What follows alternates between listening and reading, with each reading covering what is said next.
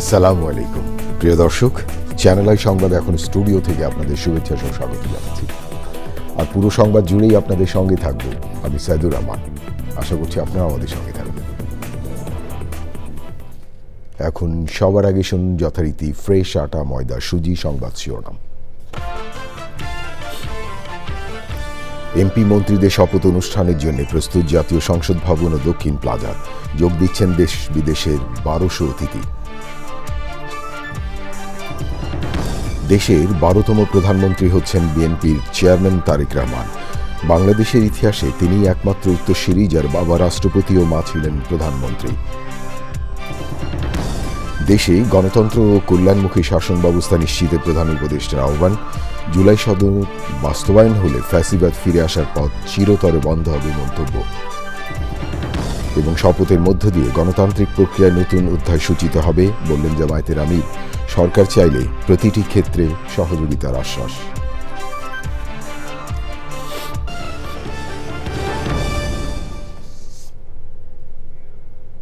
ধন্যবাদ প্রিয় দর্শক আমাদের সাথে যোগ দেওয়ার জন্য। এতক্ষণ সংবাদ শিরোনাম শুনলেন, চলুন যাওয়া যাক পুরো খবরে। আর এখনকার এই সংবাদ আয়োজন একই সঙ্গে চ্যানেল আই ইউটিউব চ্যানেলে এবং চ্যানেলে ওটিটি প্ল্যাটফর্ম আইস্ক্রিনে লাইভ স্ট্রিম হচ্ছে। ত্রয়োদশ জাতীয় সংসদে নবনির্বাচিত সদস্যগণ আজ শপথ নেবেন। সকাল 10টায় জাতীয় সংসদ ভবনে শপথ কক্ষে হবে শপথ অনুষ্ঠান। বিকেল 4টায় সংসদের দক্ষিণ প্লাজায় হবে প্রধানমন্ত্রী ও মন্ত্রীদের শপথ অনুষ্ঠান। নবনির্বাচিত সংসদ সদস্য ও নতুন সরকারের শপথের জন্যই জাতীয় সংসদ ভবন এলাকায় চলছে শেষ মুহূর্তের প্রস্তুতি। এরই মধ্যে পুরো এলাকা নিয়ন্ত্রণে নিয়েছে এসএসএফ। নতুন সরকারের শপথ অনুষ্ঠানে যোগ দেবেন দেশি বিদেশি 1200 অতিথি। প্রিয় দর্শক, দেখুন শহীদুল্লাহ রাজের রিপোর্টটি। দেশে দীর্ঘদিনের রীতি প্রধানমন্ত্রী এবং মন্ত্রিসভার সদস্যদের শপথ অনুষ্ঠান হয় বঙ্গভবনে। তবে সে রীতি ভেঙে এবার এই আয়োজন হচ্ছে জাতীয় সংসদ ভবনের দক্ষিণ প্লাজায়। আর সংসদ ভবনের শপথ কক্ষে হবে নবনির্বাচিত সংসদ সদস্যদের শপথ। শপথ অনুষ্ঠানকে কেন্দ্র করে জাতীয় সংসদ ভবন এলাকায় চলছে শেষ মুহূর্তের কর্মযজ্ঞ। পুরো এলাকা নিয়ন্ত্রণে নিয়েছে স্পেশাল সিকিউরিটি ফোর্স এসএসএফ। ব্যাপক উপস্থিতি রয়েছে আইনশৃঙ্খলা বাহিনীর সদস্যদের। সকাল 10টায় নবনির্বাচিত সংসদ সদস্যদের শপথ পড়াবেন প্রধান নির্বাচন কমিশনার এএমএম নাসিরুদ্দিন। এরপর 11টা থেকে 12টার দিকে সংখ্যাগরিষ্ঠ দল বিএনপি সংসদীয় বোর্ডের সভায় সংসদ নেতা নির্বাচন করবে। বিকেল 4টায় সংসদ ভবনের দক্ষিণ প্লাজায় নতুন প্রধানমন্ত্রী এবং মন্ত্রিসভা সদস্যদের শপথ পড়াবেন রাষ্ট্রপতি মোহাম্মদ শাহাবুদ্দিন। শপথ অনুষ্ঠানে দেশের অতিথিদের পাশাপাশি বিদেশিদের মধ্যে যোগ দিচ্ছেন ভারতের লোকসভার স্পিকার ওম বিড়লা ও পররাষ্ট্র সচিব বিক্রম মিস্ত্রি, পাকিস্তানের উপপ্রধানমন্ত্রী ইসাক দার, ভুটানের প্রধানমন্ত্রী শেরিং তোবগে এবং নেপালের পররাষ্ট্রমন্ত্রী বালানন্দ শর্মা। যুক্তরাজ্যের ভারত প্রশান্ত মহাসাগর বিষয়ক আন্ডার সেক্রেটারি সীমা মালহোত্রারও অনুষ্ঠানে যোগ দেওয়ার কথা রয়েছে। এছাড়াও কাতার ও সার্কভুক্ত আরও কয়েকটি দেশের পররাষ্ট্রমন্ত্রী শপথ অনুষ্ঠানে যোগ দেবেন বলে জানা গেছে। প্রধানমন্ত্রী ও মন্ত্রিসভার শপথ অনুষ্ঠানটি মানিক মিয়া এভিনিউতে এলইডি স্ক্রিনের মাধ্যমে সরাসরি সম্প্রচার করা হবে, যা সর্বসাধারণের জন্য উন্মুক্ত থাকবে। এছাড়া 64 জেলায় জেলা প্রশাসনের উদ্যোগে বড় স্ক্রিনে শপথ গ্রহণ অনুষ্ঠান সরাসরি সম্প্রচার করা হবে। নিরাপত্তার স্বার্থে জাতীয় সংসদ ভবন এলাকায় ড্রোন উড্ডয়ন নিষিদ্ধ করা হয়েছে। দুপুর 12টার পর থেকে মানিক মিয়া এভিনিউতে সীমিত থাকবে যানবাহন চলাচল। Shahidullah Raju, channel I, Dhaka. ত্রয়োদশ জাতীয় সংসদ নির্বাচনে নিরঙ্কুশ বিজয় অর্জনের পর দেশের 12তম এবং নবম পুরুষ প্রধানমন্ত্রী হিসেবে শপথ নিতে যাচ্ছেন বাংলাদেশ জাতীয়তাবাদী দল বিএনপি চেয়ারম্যান তারেক রহমান। বাংলাদেশের ইতিহাসে তিনি একমাত্র উত্তরসূরি যার বাবা ছিলেন রাষ্ট্রপতি ও মা ছিলেন প্রধানমন্ত্রী। দেশের ভার নিতে যাওয়া তারেক রহমানের বর্ণাঢ্য রাজনৈতিক কর্মময় জীবন নিয়ে বিস্তারিত জানাচ্ছেন সহকর্মী রোকসানা আমিন। বাংলাদেশ জাতীয়তাবাদী দল বিএনপির বর্তমান চেয়ারম্যান, যিনি বাংলাদেশের স্বাধীনতা যুদ্ধে সর্বকনিষ্ঠ যুদ্ধবন্দীদের একজন। মাত্র 4 বছর বয়সে কারাগারে বন্দী হতে হয়েছিল তাঁকে। বাবা সাবেক রাষ্ট্রপতি মেজর জিয়াউর রহমান দেশকে স্বাধীন করার জন্য 1971 সালে চট্টগ্রাম থেকে স্বাধীনতার ঘোষণা দিয়ে শুরু করেছিলেন প্রতিরোধ আন্দোলন। সেই অপরাধে মেজর জিয়াউর রহমানের সহধর্মিণী ও সাবেক প্রধানমন্ত্রী বেগম খালেদা জিয়ার সাথে তার 4 বছরের ছেলে তারেক রহমানকেও বন্দী করেছিল পাকিস্তানিরা। 1968 সালের 20 নভেম্বর তারেক রহমানের জন্ম। শিক্ষা জীবন শুরু করেন ঢাকার BF শাহীন কলেজে। ঢাকা রেসিডেন্সিয়াল মডেল কলেজ থেকে মাধ্যমিক শেষ করে আদমজী ক্যান্টনমেন্ট কলেজ থেকে উচ্চ মাধ্যমিক শেষ করে 1985-86 শিক্ষাবর্ষে ঢাকা বিশ্ববিদ্যালয়ের আইন বিভাগে প্রথমে ভর্তি হন। পরে বিভাগ পরিবর্তন করে আন্তর্জাতিক সম্পর্ক বিভাগে ভর্তি হন। রাজনৈতিক কারণে তার শিক্ষাজীবন বিঘ্নিত হয়। 1981 সালে চট্টগ্রামে নিহত হন রাষ্ট্রপতি জিয়াউর রহমান। রাজনৈতিক জীবন শুরু 1988 সালে পিতা জিয়াউর রহমানের প্রতিষ্ঠিত বাংলাদেশ জাতীয়তাবাদী দলের বগুড়া কমিটির সদস্য হিসেবে যোগদান করে।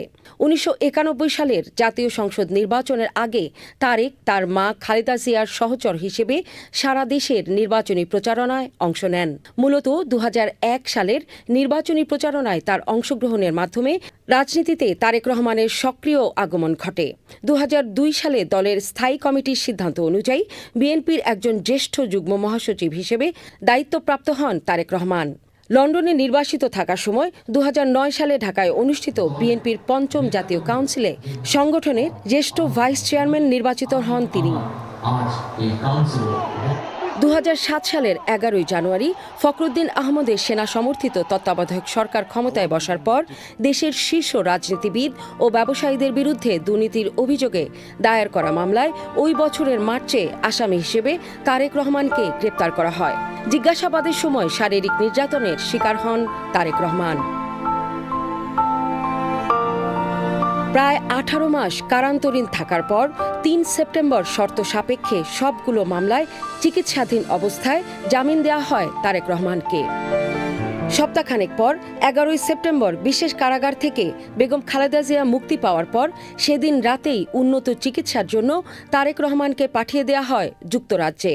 2018 সালের 8 ফেব্রুয়ারি বিএনপি চেয়ারপারসন বেগম খালেদা জিয়াকে সাজানো মামলায় কারাগারে বন্দী করার পর শক্ত হাতে দলের হাল ধরেন তারেক রহমান। তাঁর ডাকে সাড়া দিয়ে সারা দেশে বিএনপির গণসমাবেশে লাখো মানুষের ঢল নামে। জুলাই গণ অভ্যুত্থান পরবর্তী রাজনৈতিক বাস্তবতায় 1.5 যুগের নির্বাসন শেষে দেশে ফেরেন তারেক রহমান। আপনাদের সামনে আমি বলতে চাই, আই হ্যাভ এ প্ল্যান। গত বছর ডিসেম্বরের শেষ দিকে অর্থাৎ 25 ডিসেম্বর দেশে ফিরে আসার মাত্র 7 সপ্তাহ পর 12 ফেব্রুয়ারি অনুষ্ঠিত ত্রয়োদশ জাতীয় সংসদ নির্বাচনে 2/3 বেশি আসন নিয়ে বাংলাদেশের নতুন প্রধানমন্ত্রী তারেক রহমান। এটি হচ্ছে আমাদের সবচেয়ে বেশি প্রায়োরিটি। ইতিহাস তারেক রহমানকে এক কঠিন কিন্তু সম্ভাবনাময় মুহূর্তে এনে দাঁড় করিয়েছে।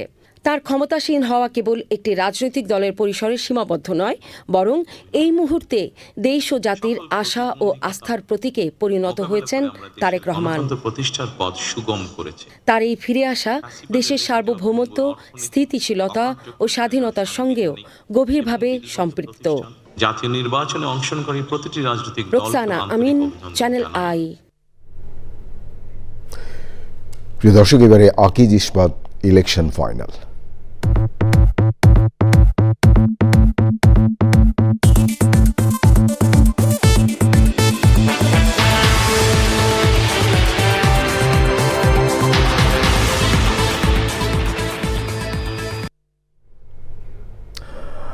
নানা চড়াই উতরাই পেরিয়ে পঞ্চমবারের মতো রাষ্ট্র ক্ষমতায় দেশের অন্যতম বৃহৎ রাজনৈতিক দল বাংলাদেশ জাতীয়তাবাদী দল বিএনপি।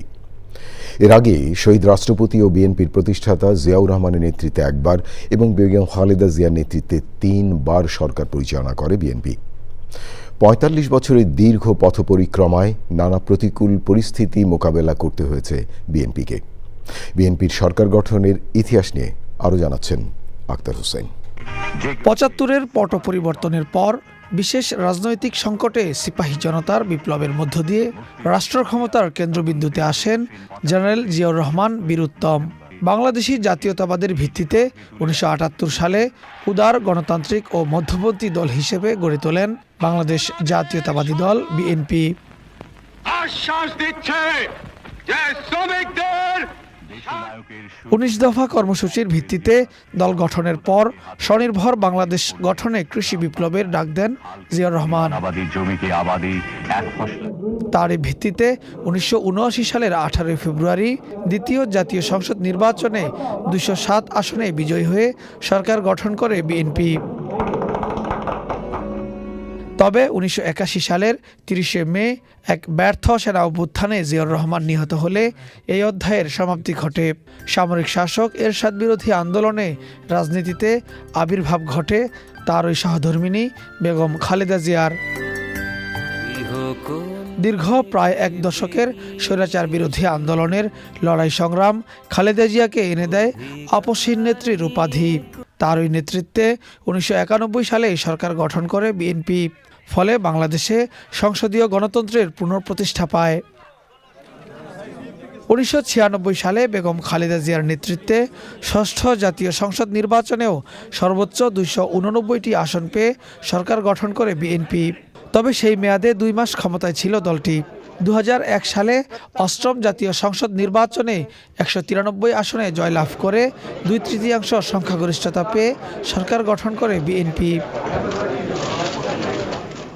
২০০৬ সালে বিএনপি নেতৃত্বাধীন ৪ দলীয় ঐক্যজোট সরকারের মেয়াদ শেষ হলে ভয়াবহ রাজনৈতিক বিপর্যয়ে পড়ে বিএনপি।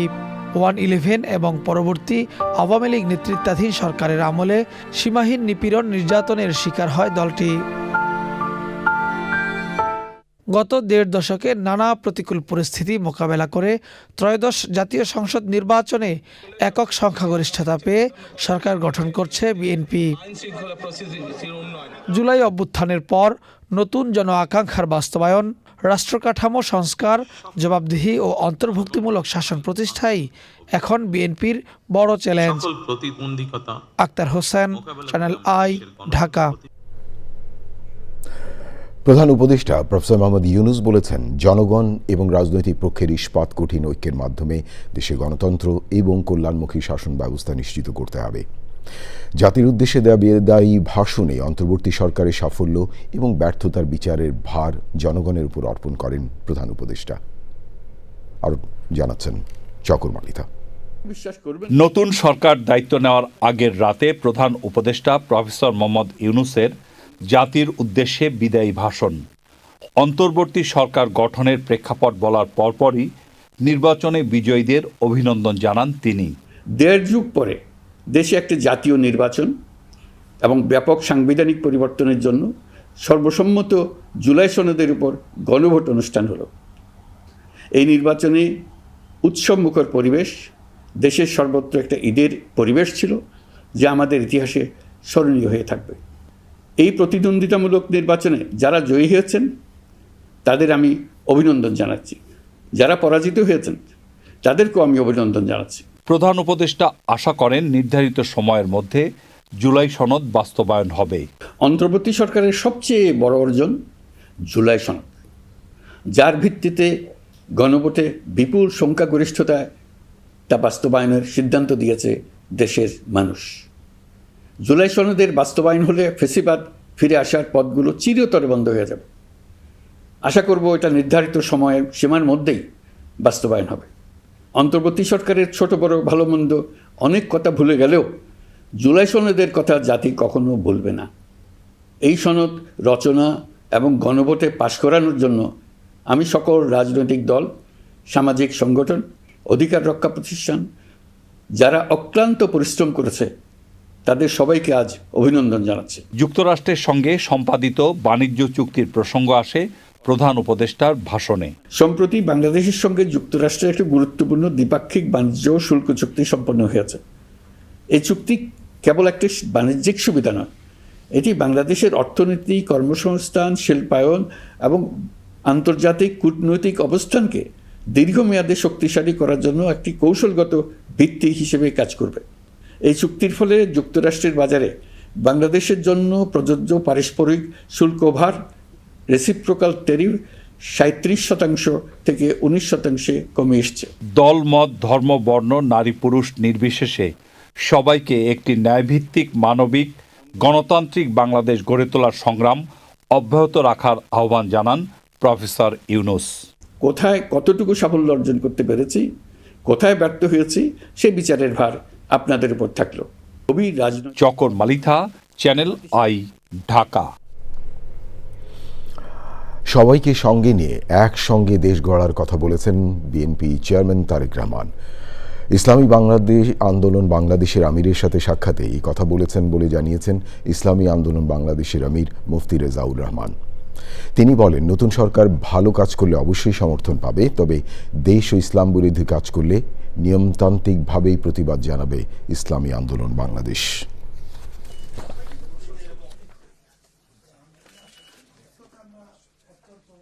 তার আলোচনার মধ্যে আমরা এতটুকু আশ্বাস পেয়েছি যে সেও আমাদের সাথে কমিটমেন্ট করেছে যে সেও সকলকে নিয়ে এই দেশ সুন্দর গড়ার ব্যাপারে সে আন্তরিকভাবে সবার সাথে ঐক্যতা, সৌহার্দ্যতা, সম্পর্ক তৈরি করে এই দেশ সুন্দরভাবে পরিচালনা করার আমাদের সাথে অঙ্গীকারবদ্ধ হয়েছে এবং চেষ্টা করবে।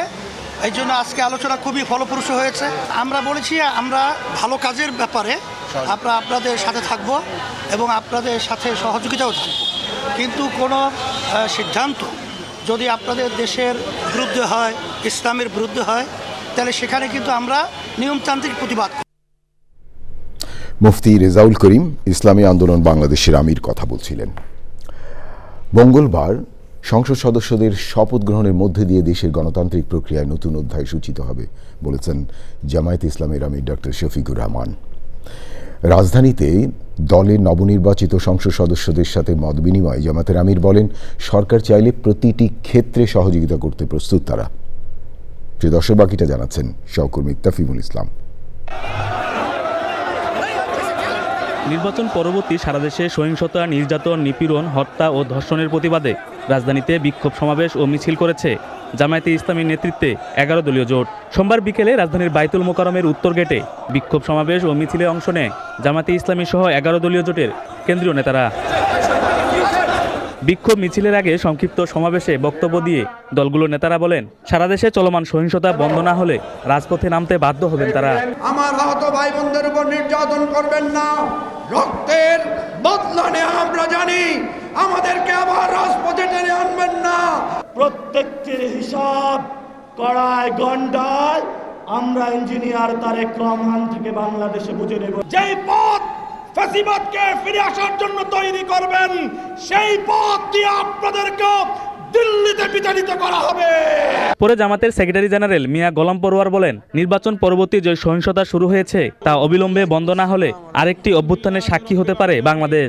জুলাইয়ের রক্তের সাথে বেইমানি করে জুলাই সনদের ভিত্তিতে নতুন বাংলাদেশে বিদ্যমান রাষ্ট্র সংস্কার করে নতুন রাষ্ট্রের কাঠামো তৈরি করা না হয় আরেকটি জুলাইয়ের তৈরি হবে কিন্তু।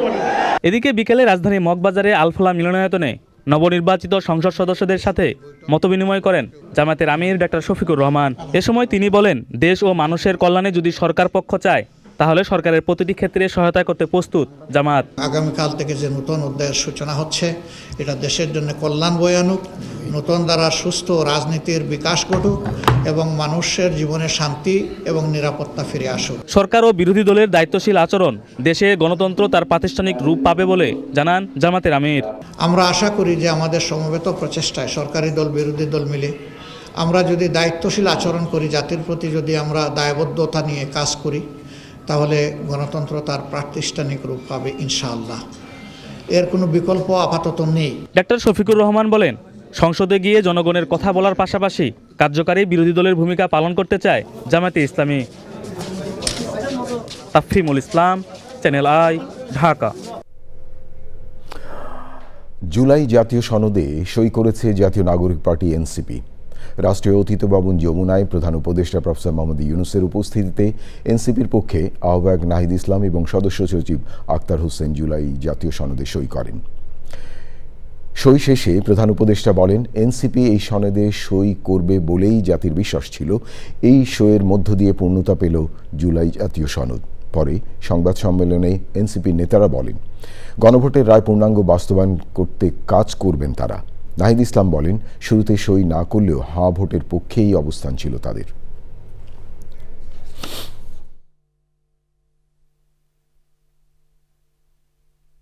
আমাদের দাবির প্রেক্ষিতে জুলাই জাতীয় সনদ আদেশ, সেই আদেশ দেওয়া হয়, যে আদেশের ভিত্তিতে এবারের যে ত্রয়োদশ নির্বাচন এবং গণভোট, সেই গণভোট অনুষ্ঠিত হয়েছে। গণভোটে জনগণের রায় সংস্কারের পক্ষে এসেছে, হ্যাঁর পক্ষে এসেছে। এখন আমাদের আগামীকাল থেকে যে দায়িত্বটা, সেটা হচ্ছে এই রায় অনুযায়ী, গণভোটের হ্যাঁ অনুযায়ী এই রায় হচ্ছে বাস্তবায়ন করা। রাজধানী কাউরান বাজারে কাঠপট্টি একটি 5তলা বাণিজ্যিক ভবনে ভবনে থাকা মালামাল পুড়ে গেছে। ফায়ার সার্ভিসের 11টি ইউনিট দীর্ঘ সময় চেষ্টার পর আগুন নিয়ন্ত্রণ করে। ফায়ার সার্ভিসের পরিচালক লেফটেন্যান্ট কর্নেল মোহাম্মদ তাজুল ইসলাম জানান, ডায়মন্ড টিম্বার্স নামের একটি সমিল থেকে আগুনের সূত্রপাত হয়। সমিলে প্রচুর কাঠ ও কাঠের গোলা থাকায় দ্রুত আগুন পাশে থাকা একটি 5তলা ভবনে ছড়িয়ে পড়ে। গোডাউন হিসেবে ব্যবহৃত ভবনটিতে প্লাস্টিক পণ্য, প্যাম্পার্স এবং কাঠের আসবাবপত্র মজুদ ছিল। 3টি ফায়ার স্টেশনে 11টি ইউনিট আগুন নির্বাপনে কাজ করে জানিয়ে তিনি বলেন, ভবনটির স্থাপত্য নকশায় ত্রুটি এবং কোনো অগ্নি নির্বাপন সরঞ্জাম ছিল না। এই বিল্ডিংটার আগুনটা নিভাতে একটু সময় লাগছে, কারণ হচ্ছে আপনার এখানে বিল্ডিংটা মাঝামাঝি ভাগ করা আছে, মানে দুই দিকে দুটো সিঁড়ি থাকলেও এক সিঁড়ি থেকে আরেকটি সিঁড়িতে যাওয়া আসা করা যায় না, যার কারণে আমাদের প্রথমে এই বিল্ডিংয়ে ঢুকে আগুনে কাজ করতে সময় লেগেছে। আমরা প্রথমত চেষ্টা করেছি এই কারওয়ান বাজারের এই আগুনটাকে কনফাইন রাখার জন্য, এটা আমাদের সর্বাত্মক চেষ্টা ছিল। প্রিয় দর্শক, এবারে কৃষি সংবাদ।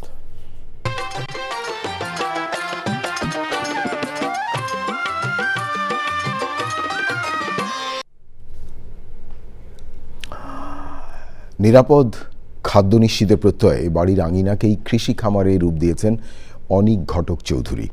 শরীয়তপুর জেলা সদরের দক্ষিণ বালুচড়ায় অবস্থিত এই বাড়িটি একসময় ছিল সাহিত্য ও সংস্কৃতির চর্চা কেন্দ্র। কবিগুরু রবীন্দ্রনাথ ঠাকুরের স্নেহধন্য প্রয়াত কবি রথীন্দ্রনাথ কান্ত ঘটক চৌধুরীর 8 একরের এই বাড়ির আঙ্গিনা এখন শোভা পাচ্ছে নানা জাতের সবজি, ফলমূল আর মাছে ভরা পুকুর। কবিপুত্রে এই নিরাপদ কৃষি উদ্যোগ ইতিমধ্যেই স্বাস্থ্য সচেতনদের অনুপ্রাণিত করেছে। শরীয়তপুর প্রতিনিধি SM মুজিবুর রহমানের রিপোর্টটি দেখুন। কৃষি জমিতে বসতি স্থাপন আর অপরিকল্পিত উন্নয়ন কর্মকাণ্ডে দিন দিন কমছে চাষযোগ্য জমি। অন্যদিকে বাড়তি চাহিদা মেটাতে গিয়ে বাণিজ্যিক কৃষিতে অতিরিক্ত রাসায়নিক সার ও কীটনাশক ব্যবহারের ফলে বাজারে বাড়ছে অনিরাপদ খাদ্যের ঝুঁকি। এই বাস্তবতাকে সামনে রেখেই শরীয়তপুর সদরের দক্ষিণ বালুচড়ায় পুরো বাড়ির আঙিনাকে নিরাপদ ও সমন্বিত কৃষি খামারে রূপ দিয়েছেন অনীক ঘটক চৌধুরী। বাজারে এখন নিরাপদ সবজি পাওয়া যায় না, সেখান থেকেই আমার এই পরিকল্পনা যে আমি নিজে থেকেই আমার এই ফল মূল মৎস্য সবকিছু নিরাপদ যাতে থাকে, এইটা আমার পরিকল্পনা। ছোট জায়গার মধ্যেও আপনারা এই নিরাপদ সবজি উৎপাদনের জন্য এগিয়ে আসুন, যাতে দেশের উন্নতি হয় এবং আমরা যাতে নিরাপদ খাদ্য পেতে পারি। সমন্বিত কৃষি খামার শুধু স্বাস্থ্য সুরক্ষায় নয়, কৃষি উন্নয়নেও জরুরি বলছে কৃষি বিভাগ। নিরাপদ খাদ্য নিশ্চিত করা এবং কৃষিকে লাভজনক করতে হলে সমন্বিত খামারের কোনো বিকল্প নেই। আমরা কৃষি বিভাগ বিভিন্ন উদ্যোক্তা তৈরির চেষ্টা করছি, যারা তারা সমন্বিত কৃষি খামারের মাধ্যমে কৃষিকে লাভজনক করতে পারে। বাড়ির আঙিনায় সমন্বিত কৃষি কেবল পারিবারিক নিরাপদ খাদ্য নিশ্চিতেই সহায়ক হবে না, জাতীয় পর্যায়ে গুরুত্বপূর্ণ ভূমিকা রাখবে বলে মনে করছেন সকলেই। পরিকল্পনা আর সদিচ্ছার সমন্বয় ঘটাতে পারলে বাড়ির আঙিনা হয়ে উঠতে পারে নিরাপদ কৃষির নির্ভরযোগ্য উৎস, মনে করছেন স্বাস্থ্য সচেতনরা। জেলা সদরের রথীন্দ্রকান্ত ঘটক চৌধুরীর বাড়ির আঙিনা কৃষি থেকে SM Mujibur Rahman, channel I. এবারে প্রকৃতি সংবাদ।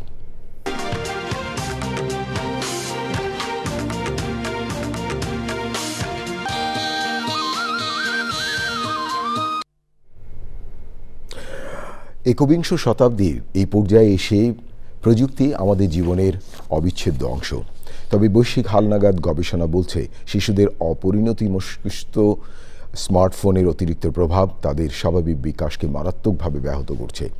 শিশুদের ডিজিটাল ড্রাগ থেকে মুক্তি এবং নিরাপদ ভবিষ্যৎ বিনির্মাণে সঠিক সচেতনতা এবং পারিবারিক পদক্ষেপের বাধ্যবাধকতার কথা বলেন বিশ্লেষকরা। প্রিয় দর্শক, শরীয়তপুর থেকে এস.এম. মুজিবুর রহমানের আরেকটি রিপোর্ট।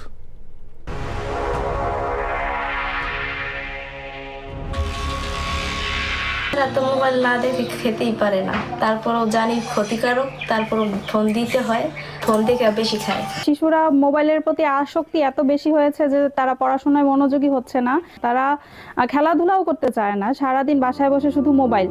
আমেরিকান একাডেমি অফ পেডিয়াট্রিক্সের সাম্প্রতিক গবেষণা বলছে অনধিক 13 বছরের মোবাইল আসক্ত শিশুদের বিষণ্ণতার ঝুঁকি অন্যদের চেয়ে 60% বেশি।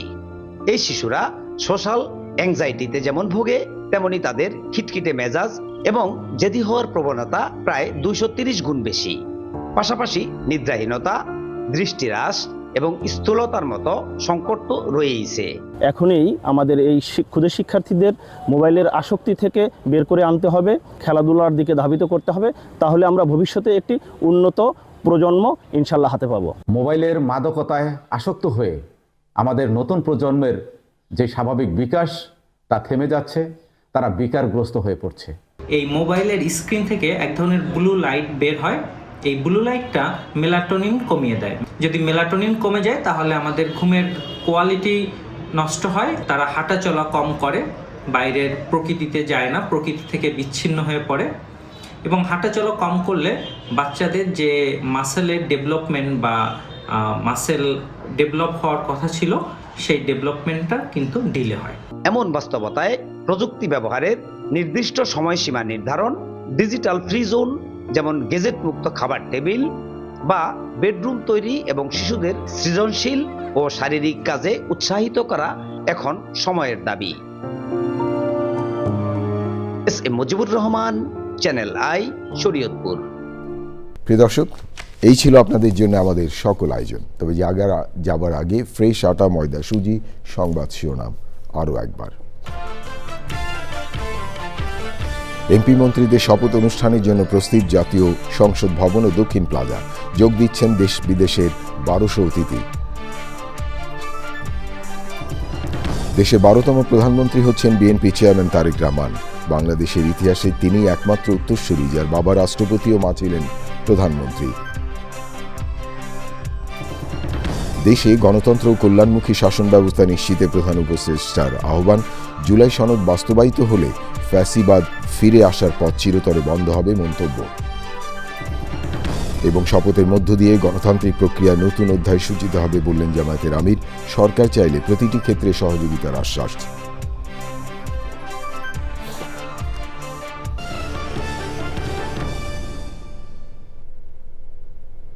প্রিয় দর্শক, এতক্ষণ চ্যানেল আই সংবাদ দেখার জন্য অসংখ্য ধন্যবাদ।